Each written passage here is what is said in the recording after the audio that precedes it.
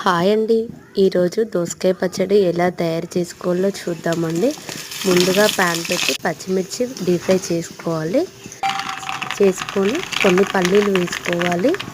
పల్లీలు deep fry అయ్యేలాగా వేయించుకోవాలండి. వేయించుకొని మిక్సీ జార్లో వేసుకొని మనం ముందుగా కట్ చేసి పెట్టుకున్న దోసకాయ ముక్కలు ఒక 5-10 మినిట్స్ వరకు కుక్ చేయాలండి. మిక్సీ జార్లో వేసుకొని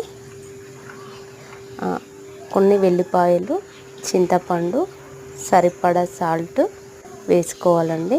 కొంచెం జీలకర్ర వేసుకొని మిక్సీ పట్టుకోవాలి.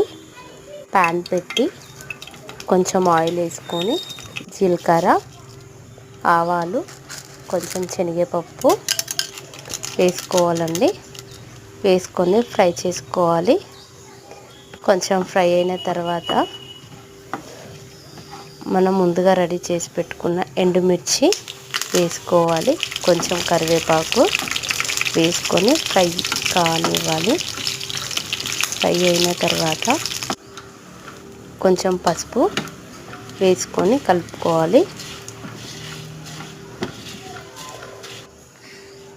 ఫ్రై అయిన తర్వాత మనం ముందుగా మిక్సీ పట్టుకున్న దోసకాయ చట్నీలో వేసుకొని కలుపుకోవాలండి.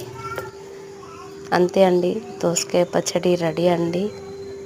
ప్లీజ్ అండి, లైక్ చేయండి, షేర్ చేయండి, సబ్స్క్రైబ్ చేయండి ఫ్రెండ్స్.